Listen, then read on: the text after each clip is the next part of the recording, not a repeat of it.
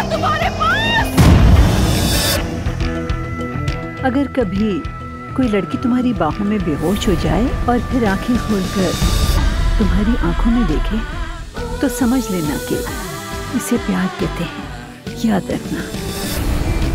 उस job offer का क्या हुआ जो उसे हुई थी? कोई खबर है क्या तुम्हारे पास? सब कह रहे हैं 2 हफ्ते में चला जाएगा। क्या वाकई? मैं आपके अलावा किसी और से राब्ते में नहीं। ऐसा सोचना भी मत मिस्टर आमिर, तुम कहीं नहीं जाने वाले। मैं भी देखती हूँ कैसे, देखते जाओ बस। वो चाहता है कि मैं उससे माफी मांग लूं, लेकिन वो चाहे तो पूरी जिंदगी इंतजार करे, मैं उससे माफी नहीं मांगूंगा। आप ऐसा करेंगे काया साहब? क्या कहा? ऐसा करना होगा काया साहब। वैसे भी माफी मांगने के बहुत सारे तरीके होते हैं। मैं नहीं चाहता कि तुम कस्टमर्स के सामने अपनी नाक में धनिया पुदीना लगाकर जाओ और मजाक उड़वाओ। बस बस बस बस, क्या कर रहे हो तुम ये?